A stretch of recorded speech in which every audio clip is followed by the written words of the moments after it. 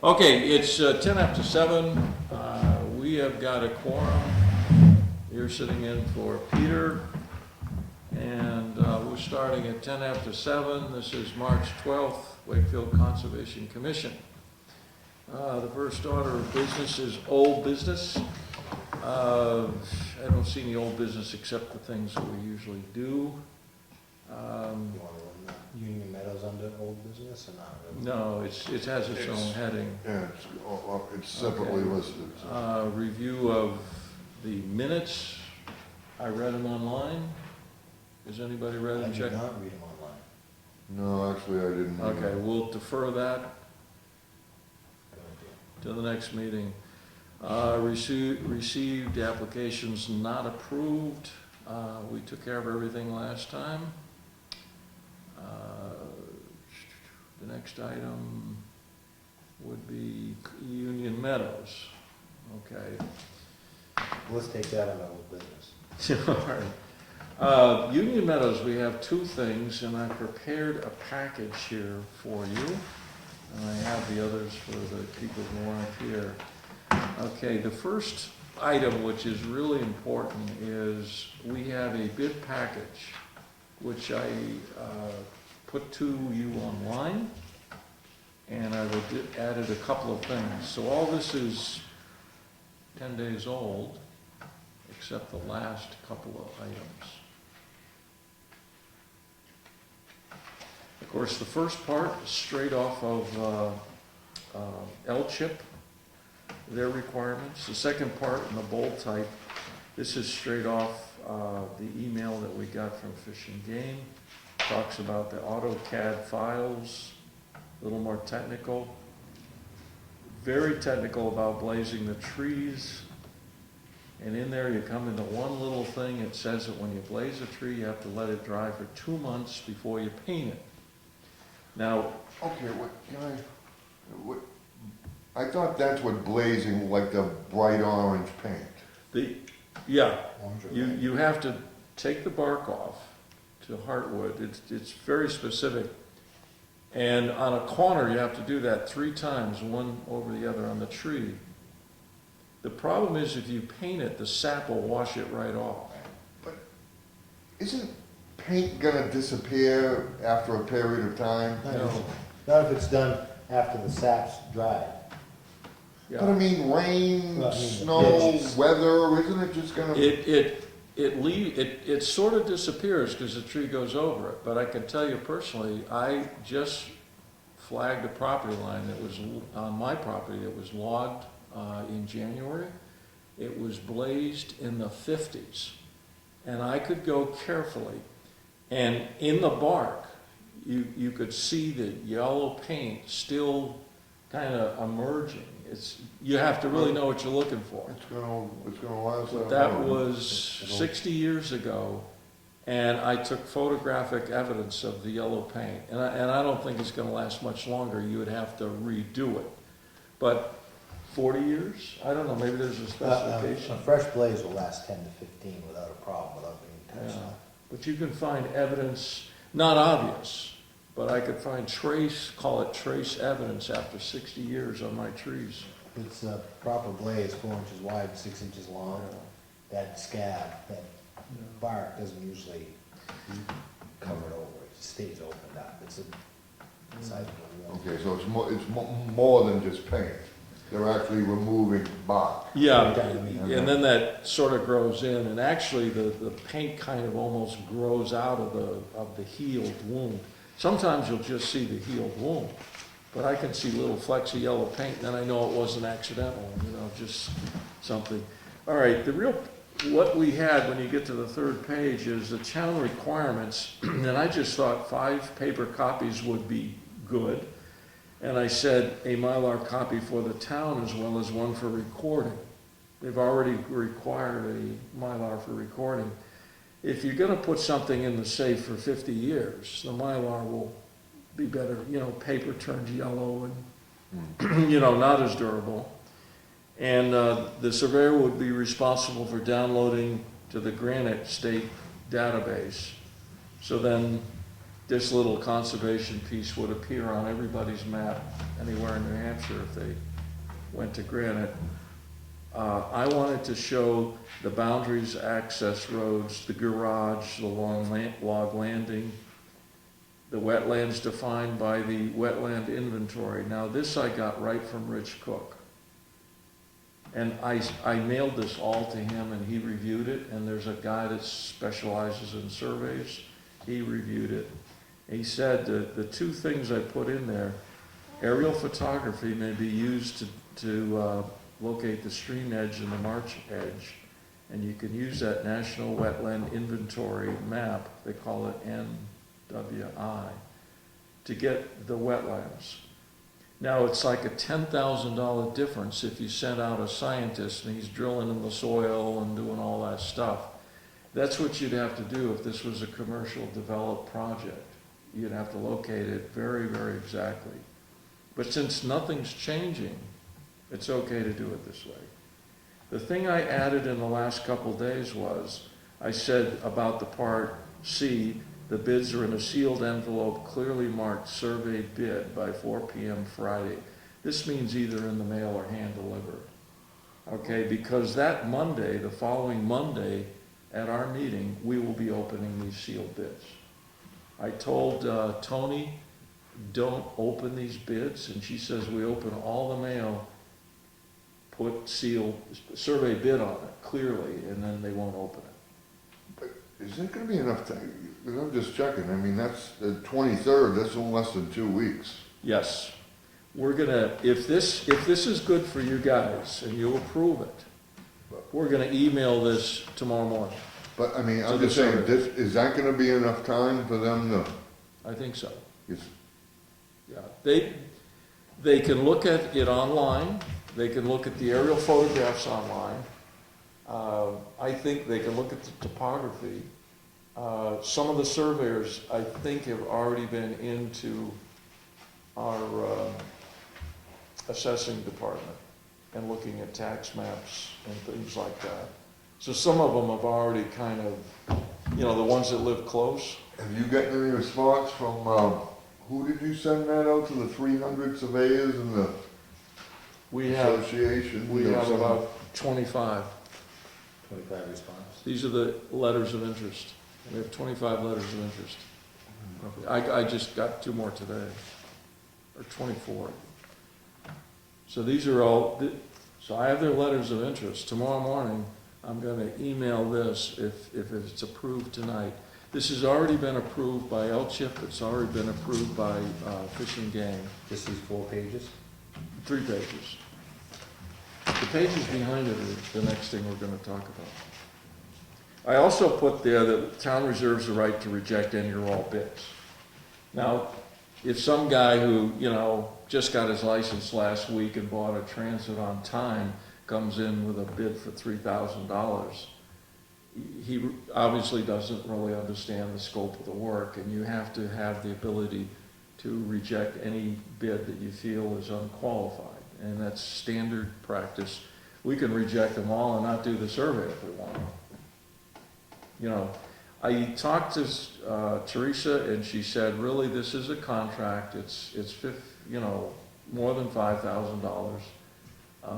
She and I both feel that when we get the bids, we should read and make a recommendation and give that to the selectmen. And that would be the meeting at the end of the month on the 28th. So we'll have our meeting the 26th, which gives us time to look at the bids. We could even call somebody and ask questions if we wanted to. Then the 28th, this is Monday, Wednesday, the 28th is a selectmen's meeting.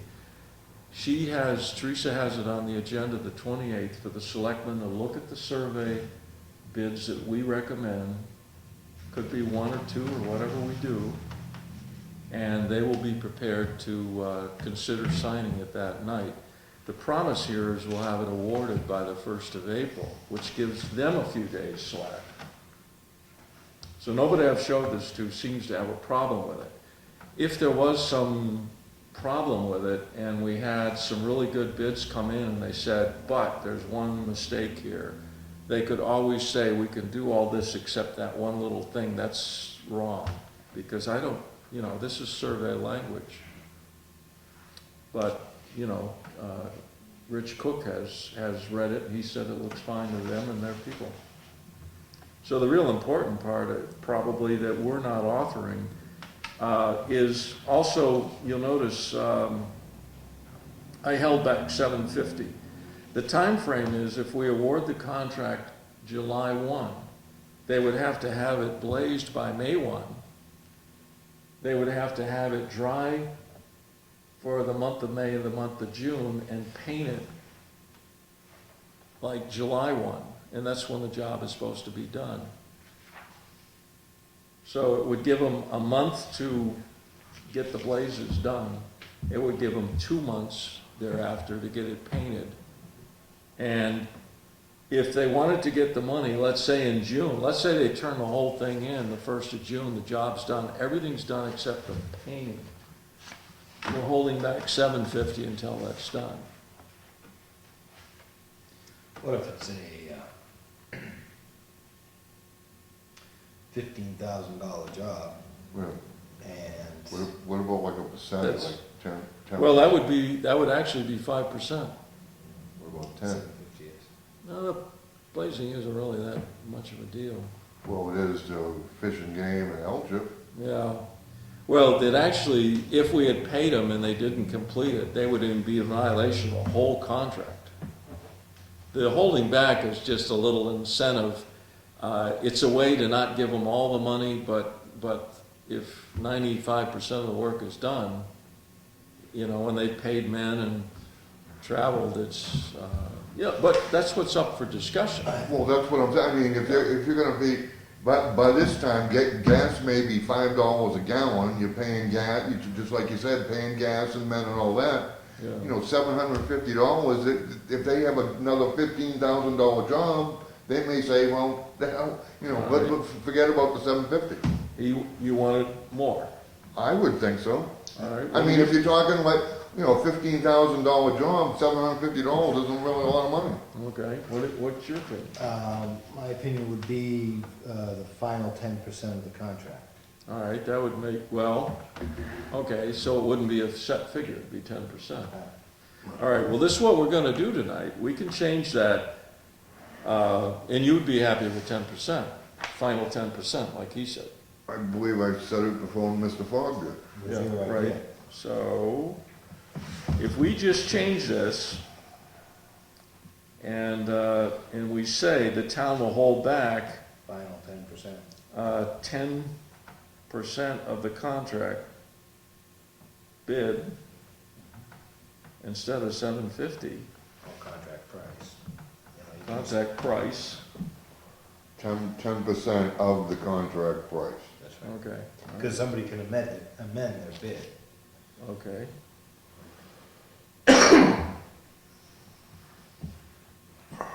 Okay, that's exactly what I wanted to do tonight, was get you guys' thoughts on it. And what I will do is, without any further review, I will change it to say exactly that, and this is by consensus. I don't need a motion. Yeah, well, I think we're all agreed. I agree, you guys agree. I will change that on my Word program before I email it. And what we're gonna do, I talked to Teresa about it, and if I email this tomorrow, I will ask for confirmation. If somebody doesn't email me right back, I have stamped envelopes. I will print, copy the bid, put it in an envelope, put it in the mail. And she said, why send all the envelopes if you can do it on email? And I said, well, I'm kind of still look at email like releasing a carrier pigeon. But she says, no, it should be good. Ask for confirmation. One guy, when I emailed him to ask for a letter of interest, what he did, he wrote the letter and emailed it right back, and I had to print it. So, it works. I guess email is here to stay. So all right. It's legally recognized now as an official form of, in Legally, many cases. I mean, if you have an email, it will hold up in court. Well, legally, they still say you have to advertise things, and when they say advertise, they mean a newspaper notice. Right. Like all the planning board, ZBA, you know that ad costs the town $60. And maybe there'll come a day when you don't have to do that, because paper's become kind of obsolete. But that ad was $60. But I think we got the real action from the emailing. Because they're from all over, some of them, Guilford, some distance. We need to find somebody who's qualified and is hungry enough for work that they don't want to put this on the shelf. They want to do it right away, because we need it done right. We need it done right away, so we'll be ready to close in July.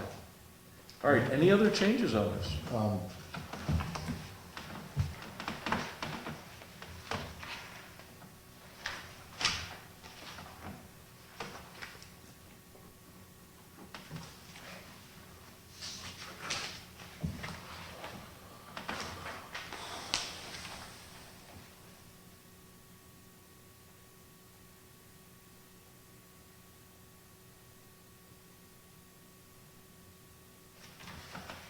I don't see anything that strikes me as out of line, other than, What did you use for boundary markers? They're specified in all those specifications, Are they? rebars. You're not gonna try to use monuments? If there's no tree to blaze, they use a cedar pole. They take a cedar, like a fence post, and stick it in the ground. They use a triple blaze when it's some kind of turn or a corner. It's all laid out in those specifications. Some of these, you're actually referring back to other documents. Well, I just know that granite monuments have been discussed. They would be very expensive. And in some cases, what they're starting off with, there's only really the back line, because the waterfront is the waterfront, and the waterfront is the boundary. So it's really the back line, and I went and looked at it, and there's a real good steel fence.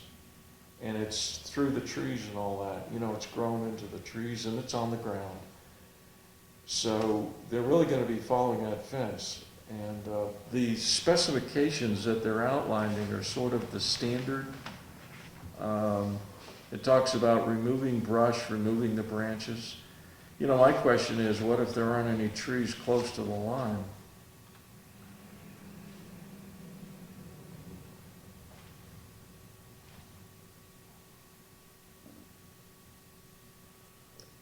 And how far down do they put that rebar? There's a standard size they use, I think it's 3 feet. and they put in two. And there's a cap on it. Right, I've seen the cap, That's- so someone couldn't just walk by and pull it out of the By ground. the time they bang You them in, If you're mad, well, my experience is when you bang them into rocky ground, the rocks grab the little ribs on. ribs, and it's darn hard to get it out. You have to put it down with a sledgehammer. If you had a peaty bog or something, something real mucky, it would come right out. But sometimes you actually hit a rock and it has to sort of move around the rock. So, but I think what we have, in terms of the specifications, that's the standard language. And it's specifications that aren't appearing here because they refer to all that. So what we really have to be careful of is the part that we have authored. Bids are due in a sealed envelope by 4 p.m. on the 23rd, which would be a week from Friday. There's no time to dally on this, you gotta move right along. The reason that emailing is good, because someone will have this tomorrow and they can look at it and get working on it right away. The mail may take 2 days, so it gives them more time. Contract will be awarded by April 1. Bidders will be notified by USPS mail and email. We only have to, now there could be the possibility, I've allowed a couple of days here, because if we open the bids on the 23rd, we have until the 1st to award it, according to this. That's actually gonna be by certified mail, is it not? When you have the email and all, I don't know, I don't think you really need to certify it. You The could- actual piece of mail, so that way you have a record that's showing that they did receive it. I don't know, that's a good question. Teresa didn't say anything about that. You know, we've already talked about the dependability of email. If, Right, but if they wanna do the job, they're gonna pick up the mail. Well, the problem is, you know, it should be easy enough for us to notify one person. I'm just, you know, Yeah, maybe, so you suggesting you change that to certified? well, I'm not suggesting, I'm just asking, do you think, you know, would it be better just to cover all the bases, just to, you don't necessarily even, doesn't really necessarily even have to have it stated in there. Would you, you know, do you think it might be a good would it be a good idea to just to send it certified mail? Only if you're paying for Well, you know, I could do the same answer Teresa got to me about sending your bids out. If you don't get an acknowledgement, then follow up. In other words, you can email if you get an acknowledgement, and you really don't have to mail it, and then you don't have to worry about certifying. If you But- don't get an acknowledgement, But are we, do we legally have to, you know, by state law? Do we have to send this out by you know, US mail? you would have to certify on certain things, like if somebody's losing their land to taxes or something like that, because the consequences of them not acknowledging or receiving the mail would be simply that they didn't get the job. And there would be a delay. But no, I'm just going, you know, you don't want a technicality to bog you down. Yeah. A lot of these, I do have emails. This particular one, I just pulled one out at random, and there wasn't an email in the letter, but there's a phone number. So I have I have no email, but I have a phone number and an address on this one. There's others that probably have emails.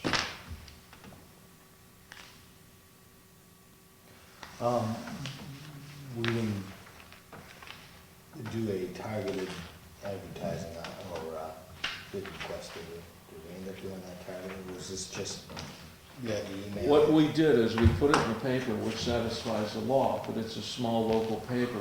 So what I did is there is let's see, it is not where you register legally is the state, but there is an association of surveyors. Not all surveyors belong to it, but most do. I emailed with the notice from the paper as an attachment to their secretary, and she emailed it to over 320 surveyors. I did see that email. Some of the responses were acknowledging it did come from the association of surveyors.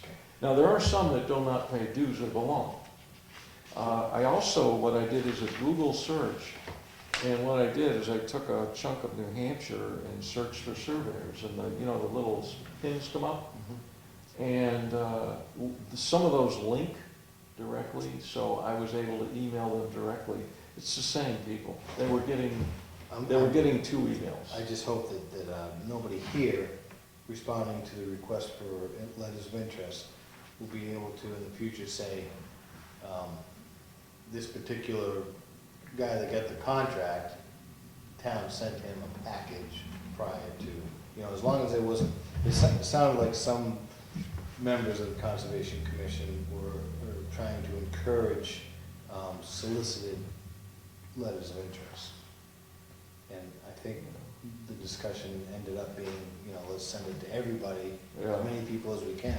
Well, I had 22, and I think I added 2, so I think there's 24 right there.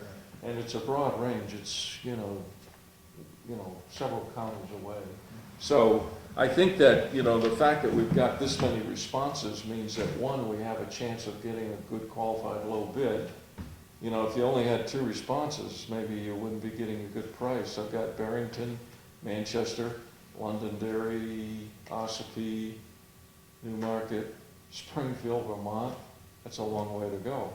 Stoneham, Massachusetts, Portsmouth, North Conway, Meredith, Salem, Portsmouth, Stratham, Guilford, Rochester, Dover, Bedford, and Wolfboro. So there's a lot of them that are close, but, you know, our duty is to make it fair, and I think the newspaper made it legal, but to make it fair, I think with that number of bids, no, half these may not bid. Right. They may look at this and say, no, we can't do it, it's not enough time, too busy, throw it away. But Well, what I'm hoping to get is at least 6 bids.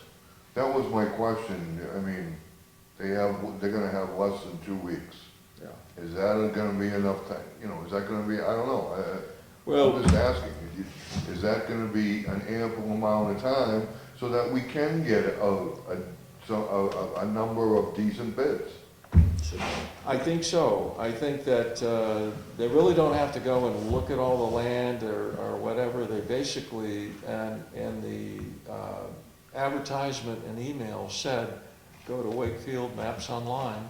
You can see the aerial photography. You can see the boundary lines. They had the map and lot number in the ad and in the email. So using that website, they could have looked it over before they even sent the letter of interest.